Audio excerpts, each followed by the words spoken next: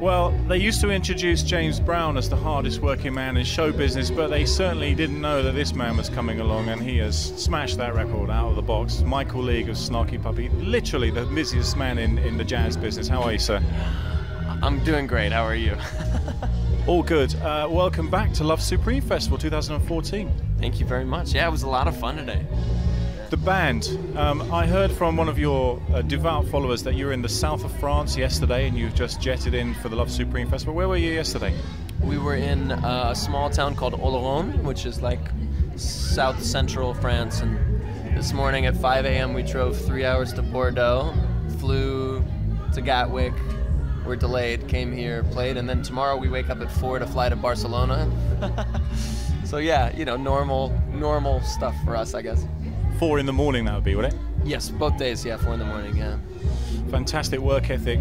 Great to have you on stage here again. And things have changed since the last time you were here. You won a Grammy, that's a fantastic thing. Family Dinner Volume 1, the vocal album. In many ways, I think, as an instrumental band, you may have made yourself a little bit of a rod for your own back there with singers, because a lot of people now are expecting to see singers, or is that not the case? Well, I think if we got famous from that Grammy, then that would have happened, but we didn't. So it's great. I mean, I was worried about it too. I was like, oh, of course, you know, we slave away in the instrumental world for 9 years and then we make one record with singers and it wins a Grammy. You know, thinking that now everyone would expect that. But actually, we were underground when we won the Grammy and we're still underground. We just have more people that are, you know, in tune with our music and have accessed it, and I haven't felt that at all, you know. Actually, I was shocked. As we speak here, Incognito playing the set after you, and a little bit later on we've got Lalah Hathaway in the Ronnie Scott's Big Top. I suppose a lot of people kind of inevitably thought, will they? Surely they will, but it didn't happen. But was there ever discussion about that? You know, the thing is, like, we collaborate with loads of people all the time. I mean, so for us, you know, Lalah is, you know, one of the, I mean, maybe the greatest singer in the world. I don't know. I mean, she's one of the, she's amazing. Lalah's amazing.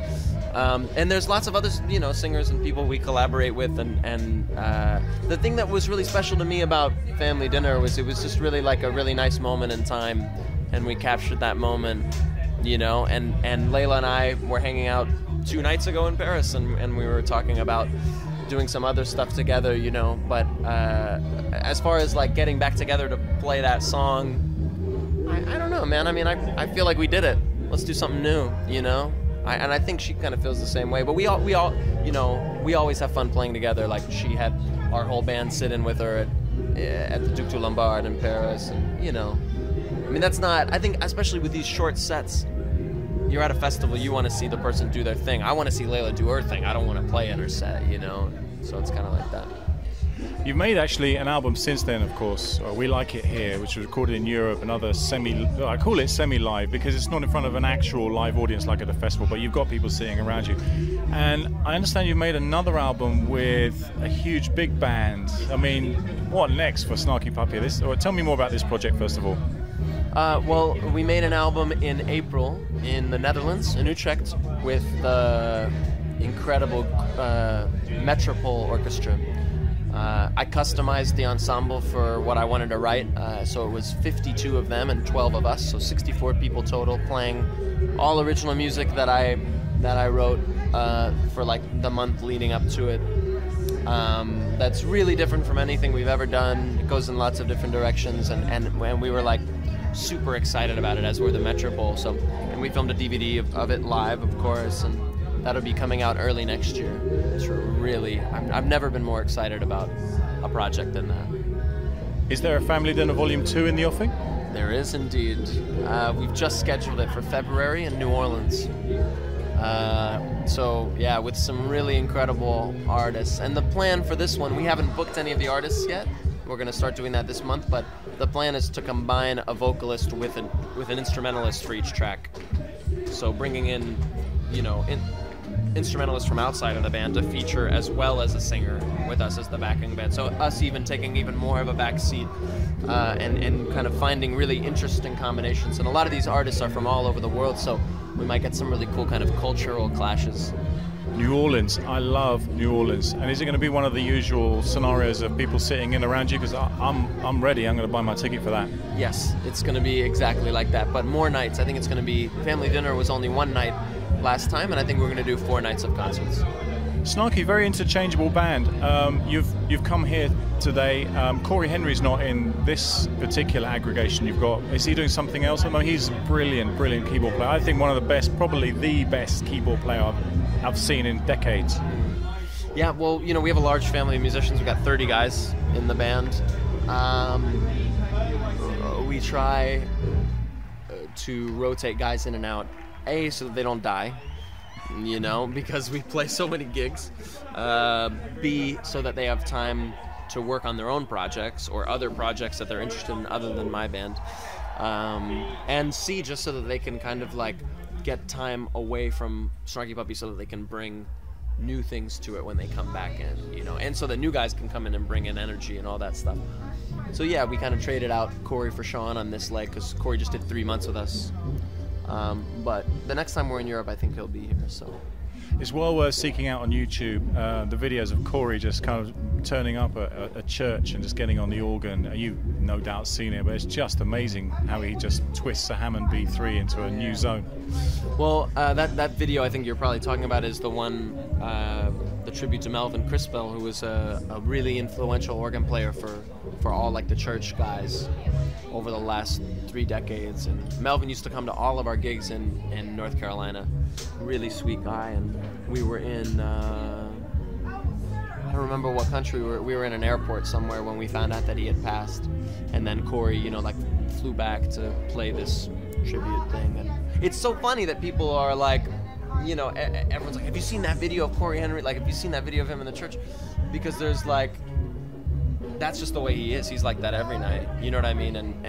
But it's just funny that, you know, there will always be one moment that gets captured on video correctly and gets spread out to the world. But there's an even more interesting video of him, I think, when he was 4 years old or younger playing organ. If you search documentary, Corey Henry documentary, he's like in a little suit at church playing, and it's crazy. He's walking with his left hand, and, you know.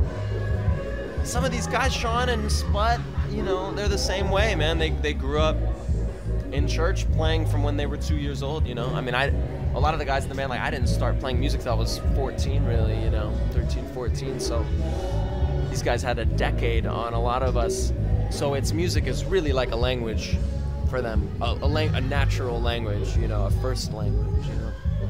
I don't know where you find these players from, but I mean, anyone associated with Snarky just seems to be at the top of their game.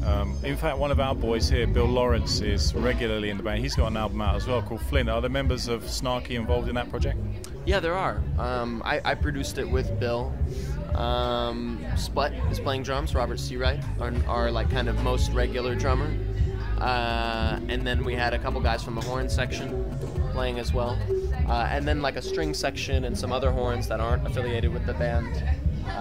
So a lot of different flavors on that record, but we're all really proud of Bill for that album, and it's beautiful. On the album, We Like It Here, you've got this burner of a track called Lingus. Corey just smashes it on there. What kind of lingus are you talking about here? Is it Aer Lingus? Aer Lingus. Aer Lingus, yes. Let's not be confused here. Let's be very, very direct and deliberate. No, I wrote it on a flight, on an Aer Lingus flight to the UK via Shannon, Ireland, you know, so. And I was next to this super obnoxious guy that was just completely tanked. He was, I think he maybe had 12 beers on the 6-hour flight, you know, and he kept crumpling up the cans and putting them by my feet. I was sitting next to him, and then he'd start talking to me, and just to get him to like stop talking to me, I put on my headphones and started pretending like I was working on my MIDI controller on my laptop, and that's the tune that came out. So.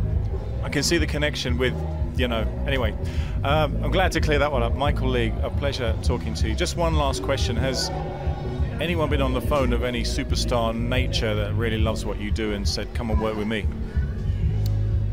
A few, yeah. Anything you care to reveal? No. On that bombshell, Michael League, it's been a pleasure, and hopefully we'll get you back again next year, sir. Great to see you as always, man. Pleasure.